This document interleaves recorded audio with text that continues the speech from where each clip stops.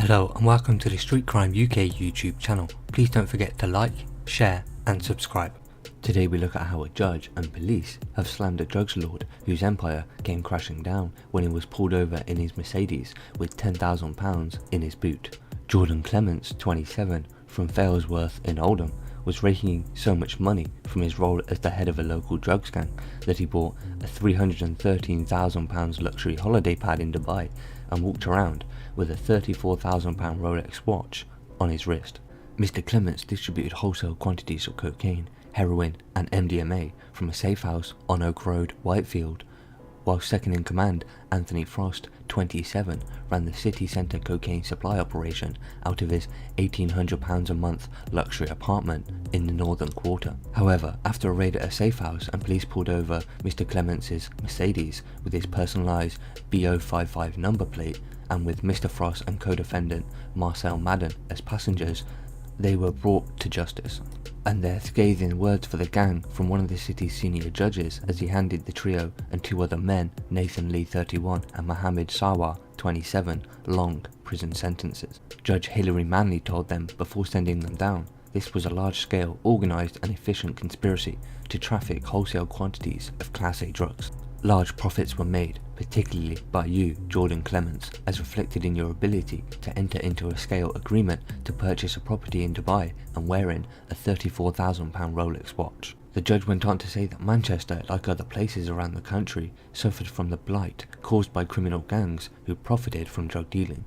Police said the drugs they flooded the streets with would have caused misery across the city. Detective Inspector Lee Griffin of GMP Serious and Organised Crime Group said, during the course of the investigation, the group were observed and the key players responsible for conspiring to bring multiple kilos of cocaine, heroin and MDMA to the streets of Manchester were soon identified. Drugs are destructive and blight our communities as a result of the operation. These men are now behind bars where they should be. Alaric Bassano, prosecuting, told Manchester Crown Court from early June 2018 to late September 2018, the four defendants, excluding Mr. Madden, were part of an organised crime group engaged in the trafficking of wholesale quantities of Class A drugs. Several kilos of such drugs were trafficked. The value was substantial and the profits handsome. At the top of the gang was the high-living Jordan Clements. Police began an operation into his gang in June 2018 by conducting secret surveillance on his safe house as a humble terraced home in Oak Lane, Whitefield, the court was told. Officers watched as Mr. Clements and co-defendants Mr. Sawar and Mr. Frost made regular visits to the home before carrying out a raid a month later, seizing drugs worth up to £1 million on the streets. In a locked cupboard under the stairs, officers found almost 3 kilos of cocaine mixed with adulterants together with crack cocaine with a street value of up to £408,000, heroin worth up to £430,000 and a kilo of high purity ecstasy said to be worth as much as £86,000 when sold on. Also uncovered were scales, gloves, spoons, a bowl, packaging and a pan for cooking up crack cocaine. They also found an Uzi submachine gun, a magazine and 47 rounds of ammunition in a bag, also hidden in the cupboard under the stairs. Mr. Clements wasn't at the address, but following a flurry of telephone calls, he flew to Malaga the next day, the court heard. Despite the raid, the drug supply operation continued and police watched on as Mr. Frost, Mr. Lee and Mr. Clements, who returned from Spain, went on their lucrative drugs business. Mr. Lee and Mr. Frost were frequently seen going in and out of a luxury 2-bed apartment at Ashton House in the northern quarter. Mr. Frost could afford to pay £1,800 a month for his rented pad. By chance, Mr. Clements' Mercedes was stopped by police for an unconnected matter on August 30th, 2018. Wearing a £34,000 Rolex watch, Mr. Clements was at the wheel, and whilst Mr. Frost and Mr. Madden were passengers. In the boot, police found £10,000 in cash, as well as 3 mobile phones protected by encrypted software. Also on board was a purchase agreement in Mr. Clements' name for a property worth £313,000 in Dubai.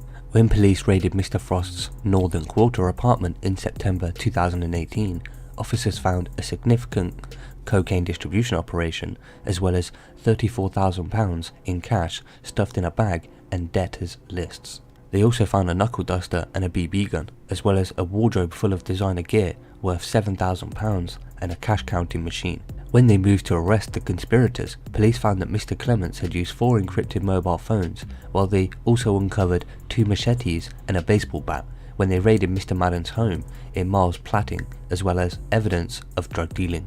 In all, 6 encrypted mobile phones were seized, but police could only decrypt one of them, revealing drug-related communication between Mr. Clements and others. In one message, Mr. Frost laments, "Gonna have to put my prices up."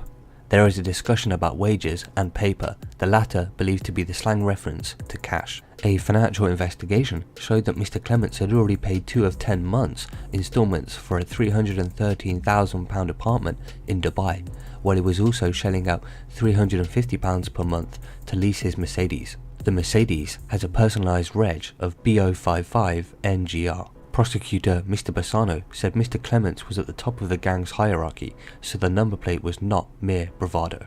Andrew Nuttall, defending Mr. Clements, said his client knew the Uzi was at the house in Whitefield, but denied it was his. The court heard it was not in working order, but could easily be fixed. Jonathan Turner, defending Mr. Frost, said his client, who has a child, had worked as a crane controller, earning £1,300 per week, and so he was already used to living an extravagant lifestyle. Mr. Frost's parents had disowned him, he said. Richard Varden, defending Mr. Lee, told the court his client's personality had changed since suffering a brain injury in a motorbike accident. He had acted only as a courier.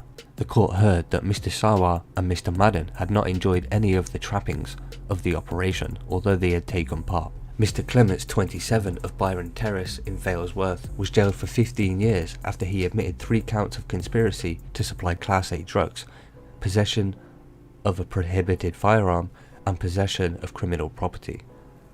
He had a series of previous convictions to his name, including for dealing Class A drugs, and have served a previous 5-year sentence. Anthony Frost, 27, of Ashton House in the Northern Quarter, was imprisoned for 8 years and 4 months after pleading guilty to 1 count of conspiracy to supply Class A drugs and possessing criminal property. He also had previous drug trafficking convictions to his name. Nathan Lee, 31, of Leighton Moor Road in Northern Den, was jailed for 6 years and 9 months. He pleaded guilty to conspiracy to supply Class A drugs. He also had previous drug offences relating to cannabis to his name.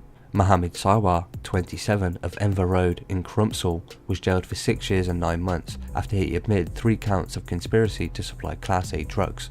He also had previous Class A drug offences to his name. Marcel Madden, 25, of Weybridge Road in Miles Platting, was jailed for 4 years and 3 months after he admitted guilty to possessing Class A drugs with intent to supply. He had previous convictions, including for possessing a firearm. He was out of prison on licence at the time he became involved in the racket. Mr. Clements and Mr. Frost had time added to their sentences after they admitting failing to provide the passwords to their encrypted phones when ordered to do so. So what are your thoughts about Mr. Clements and how he ran a highly profitable drugs empire from Manchester and even had a luxury apartment in Dubai, a Mercedes and a Rolex to his name? Please share your thoughts in the comments below. Thanks for joining us, and until next time, stay safe.